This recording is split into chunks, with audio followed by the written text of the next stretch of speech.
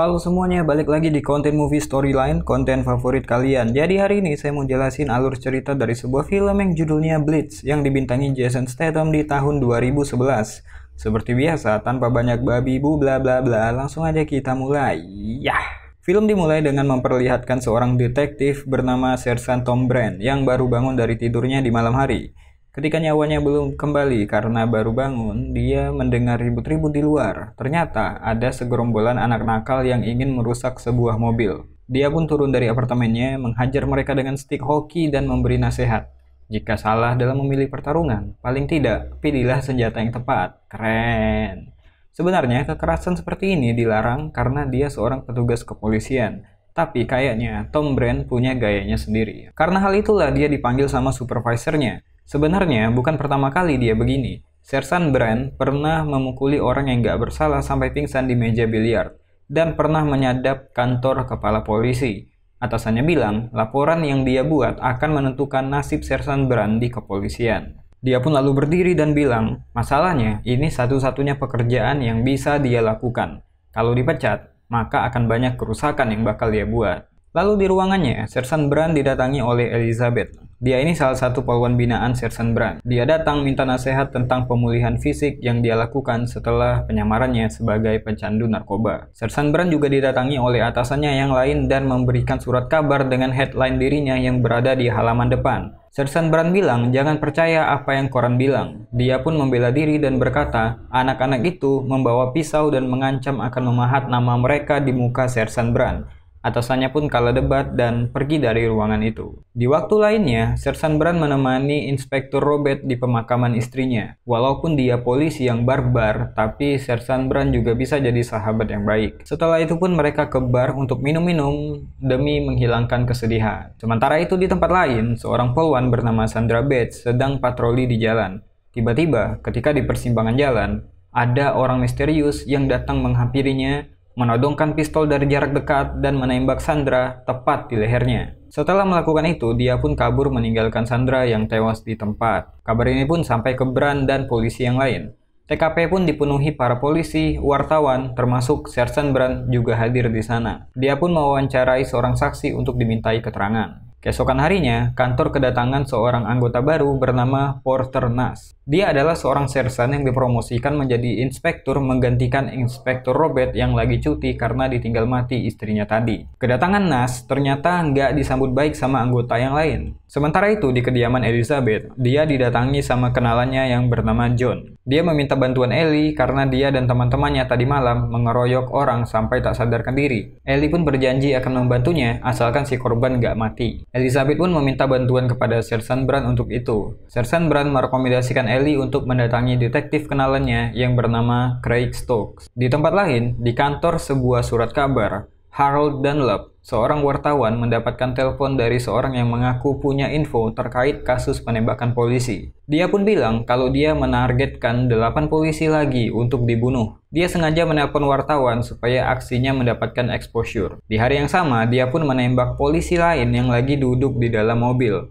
Kabar ini pun membuat resah para anggota di kepolisian. Inspektur Porter pun mulai mendekati Sersan Brand untuk mengakrabkan diri supaya mereka bisa bekerja sama. Di kantor, mereka mulai melacak peluru dan senjata yang digunakan. Keterangan para saksi yang melihat wajah si pelaku dan rekaman CCTV. Sementara Sersan Brand mencari petunjuk di lapangan dengan mendatangi penjual senjata ilegal dan orang-orang jalanan yang mungkin punya petunjuk terkait kasus yang makin gila ini. Di sebuah bar, dia ketemu sama kenalannya yang bernama Rednor, seorang pengangguran yang suka jual informasi ke polisi. Tapi dia salah orang kalau mau cari duit dari Brand. Setelah mendapatkan siksaan sedikit, Brand dikasih info kalau salah satu pengunjung Peacock Gym pernah membakar anjing polisi untuk diposting di YouTube dan berkata kalau itu adalah sebuah latihan. Jadi Sersan Brand pun pergi ke sana untuk menanyai manajernya. Dia pun mendapatkan sebuah nama. Sersan Brand mengajak Porter untuk ikut dalam penyelidikan. Mereka berdua pun pergi ke sebuah apartemen milik Barry Wise,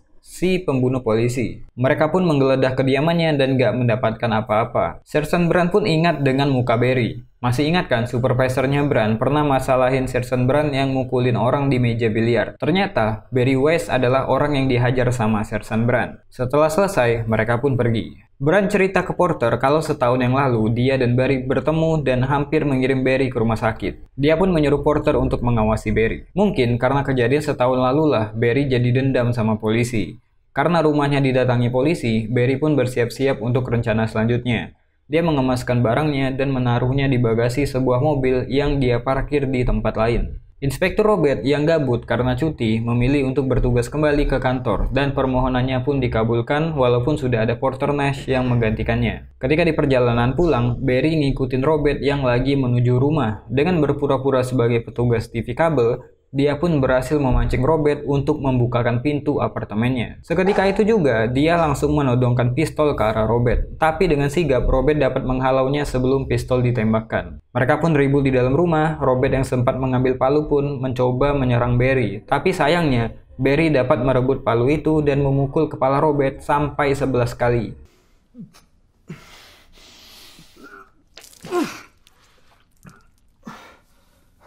Habis membunuh, si kampret ini masih sempat nonton kuis di rumah Robert. Dia juga sempat mandi, mengambil barang yang bisa dia gunakan, dan sebelum meninggalkan TKP, dia membakar apartemen tersebut. Bahkan, dia juga menelpon wartawan dan menceritakan kejadian yang baru aja dia lakukan. Bahwa di tempat kebakaran itu, ada polisi yang tewas dengan kepala yang hancur lebur karena palu. Untungnya, si wartawan sempat merekam pembicaraan tersebut. Barry menyebut dirinya sebagai Blitz. Kabar itu pun jadi headline di koran. Sersan Brand yang baru datang ke kantor pun kaget setelah diberitahu kalau Inspektur Robert tewas. Masih ingat sama Rednor si pengangguran yang suka jual informasi ke polisi? Ternyata dia mencari petunjuk di sebuah tempat sampah di apartemen Barry. Di sana dia menemukan petunjuk tentang tiket parkir tempat Barry menyimpan mobil lain yang di bagasinya dia gunakan untuk menyimpan barang.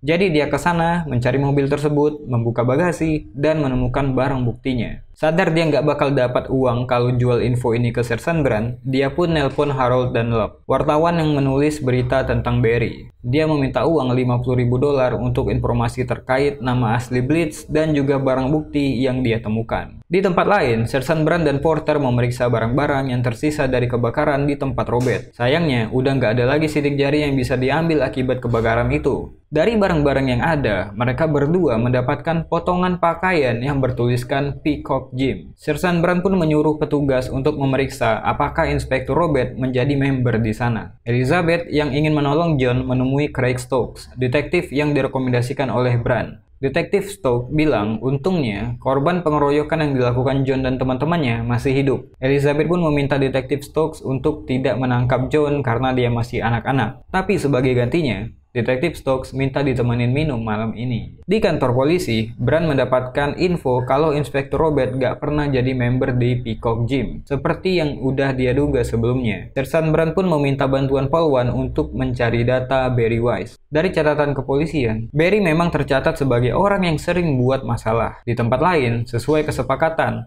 Rednor menunjukkan barang bukti kepada Harold demi uang $50.000. Tapi sayangnya, ketika mereka memeriksa mobil itu, Barry melihat kalau rahasianya sudah bukan lagi menjadi rahasia. Jadi setelah mereka berdua pergi, Barry pun mengemasi itu semua dan gak meninggalkan apa-apa di sana. Dia juga mengikuti mereka berdua di sebuah bar. Ketika Rednor menghitung uang di toilet, Barry pun muncul. Rednor yang ketakutan pun berkata bahwa dia belum menyebutkan nama Barry kepada wartawan itu. Barry bilang, santai aja, aku kan cuma membunuh polisi. Barry pun nanya ke Rednor, gimana dia bisa tahu kalau Barry pelakunya. Rednor pun cerita kalau dia mendapatkan alamat Barry dari Peacock Gym dan memeriksa tempat sampah Barry untuk mendapatkan tiket parkir. Rednor ketakutan setengah mati dan bilang berkali-kali kalau dia belum nyebutin nama Barry ke wartawan. Barry pun membunuh Rednor dengan menenggelamkannya di P-spot dan mengambil uangnya. Bar ini pun dalam waktu singkat menjadi TKP. Harold Dunlop diminta keterangannya dan ditanyai oleh Sersan Brand dan Inspektur Porter. Dunlop pun menceritakan kejadian sampai dia menemukan Rednor tewas di sana. Dunlop juga menceritakan tentang mobil yang penuh dengan barang bukti yang terparkir di sebuah tempat. Jadi mereka berdua langsung menuju mobil tersebut, tapi karena Barry udah mindahin semua barangnya, mereka nggak dapat apa-apa. Sialnya lagi, CCTV yang ada di lokasi parkir itu, memorinya penuh. Jadi dalam waktu 6 bulan, nggak ada merekam apa-apa. Di kantor, Sersan Brand membuat daftar semua petugas yang pernah menangkap Barry. Dia mendapatkan nama Sandra Bates, korban pertama Barry yang ternyata pernah menangkap Barry di sebuah kasus kekerasan. Dibantu seorang poluan, dia juga mendapatkan nama lain yaitu Theo Nelson, orang yang Barry tembak ketika Theo duduk di dalam mobil. Mereka berdua kaget ketika nama petugas lain yang muncul adalah Inspektur Robert dan Elizabeth. Sersan Brand pun memerintahkan untuk mengirim petugas ke rumah Elizabeth. Beberapa waktu sebelumnya, Elizabeth menepati janjinya untuk minum bareng Detektif Stokes. Yang dia nggak sadari, ada Barry yang mengawasi mereka. Pulangnya dari kencan, ketika Elizabeth mau masuk ke rumahnya, Barry menyerang dari belakang. Untungnya, serangan itu meleset. Ellie memberikan sedikit perlawanan dan mereka pun terguling ke bawah. Saat Barry akan menyerang kembali, John datang menyergap Barry, tapi dia kalah dan tewas karena lehernya patah diinjak oleh Barry. Dia pun kabur setelah itu. Elizabeth pun syok melihat John yang tewas tergeletak. Dalam waktu singkat, rumah Elizabeth menjadi TKP. Elizabeth bilang ke Porter kalau pelakunya orang dewasa berkulit putih. Brand langsung yakin kalau itu adalah Barry Weiss. Keesokan harinya, Brand dan Porter menggeledah apartemen Barry Weiss dan di sana mereka tahu kalau Barry udah berkemas dan kabur. Pihak kepolisian pun lalu mengeluarkan press release dan mempublikasikan foto Barry Weiss sebagai tersangka. Polisi pun segera melakukan penangkapan dengan mendatangi hotel tempat Barry Weiss menginap. Barry yang tahu itu pun kabur, dia pun kejar-kejaran dengan Brand di jalanan. Pengejaran ini melibatkan petugas kepolisian yang gak sedikit. Barry yang sadar gak bisa lari lagi pun akhirnya menyerah. Untungnya polisi yang lain cepat menyusul mereka sebelum Brand yang udah geram maksimal melakukan sesuatu kepada Barry. Di kantor polisi, Barry pun masuk ruangan interogasi. Dia ditanyain sama Brand dan Porter. Dengan songongnya, Barry minta pengacara, minta roti, dan juga bilang mau update status di Facebook. Ketika bersama pengacaranya, Sersan Brand dan Porter diingatin kalau mereka punya waktu 48 jam untuk melakukan tuntutan. Jika tidak, maka Barry akan dibebaskan. Porter bilang Barry sangat pintar menghilangkan jejaknya. Dia berhasil menghapus bukti forensik, tidak meninggalkan apa-apa di rumah dan di hotel tempat dia menginap. Hal itu membuat mereka pesimis karena mereka nggak punya bukti yang kuat. Jika mereka nggak punya bukti, maka Barry akan keluar dari penjara dengan tertawa. Brand menawarkan penyelesaian kasus tanpa hukum. Artinya, Brand akan membereskan Barry dengan caranya sendiri. Tapi Porter nggak setuju melakukan itu. Brand pun menemui Barry di ruang interogasi, mengingatkannya kembali tentang kejadian 1 tahun yang lalu di mana Brand menghajar Barry habis-habisan di meja biliar. Brand memanas-manasi Barry tentang betapa konyolnya Barry saat itu. Keesokan paginya, karena nggak ada bukti yang bisa menahan Barry, dia pun dibebaskan. Dia pun dengan sombongnya berjalan di antara para anggota polisi dan bersikap kayak selebriti di hadapan para wartawan yang udah menunggunya di depan. Pergerakan Barry pun berada dalam pengawasan kepolisian. Di rumahnya, Barry menyiapkan segala sesuatunya untuk menjalankan aksinya kembali. Pada hari pemakaman Robert, di mana banyak polisi yang hadir termasuk Brand, Barry menyelinap ke acara tersebut dengan menyamar sebagai anggota kepolisian. Dia datang tanpa sepengetahuan polisi yang mengawasinya. Karena Brand memanas-manasinya di penjara, kayaknya yang jadi target selanjutnya adalah Brand. Jadi ketika Sersan Brand pergi meninggalkan pemakaman, Barry mengikutinya. Brand pun pergi ke sebuah tempat dan Barry masih mengikutinya dengan pistol yang siap dipakai. Brand pun pergi ke atas atap bangunan, di mana Barry udah siap untuk menembak kepala Brand. Tapi Barry kaget ternyata yang dia ikuti adalah Inspektur Porter. Brand pun muncul dari belakang dan menyerang Barry dengan linggis. Mereka pun berduel dan Brand mengajar Barry habis-habisan. Barry mengancam akan melaporkan mereka berdua dan memastikan wajah mereka akan terpampang di koran besok pagi. Yang belum Barry sadari adalah Brand sengaja menjebaknya supaya kasus ini bisa diselesaikan tanpa jalur hukuman. Brand pun menembak Barry di kepala menggunakan senjata yang sama yang dia gunakan untuk membunuh polisi. Dengan begitu, ini akan dianggap sebagai kasus pembunuhan polisi yang dilakukan oleh Blitz. Brand dan Porter pun meninggalkan TKP dan memastikan kasus Blitz akan menjadi kasus yang gak akan terpecahkan. Terima kasih yang sudah nonton. Kalau suka dengan konten kayak gini, silahkan subscribe. Saya Besa Putra. To be continued.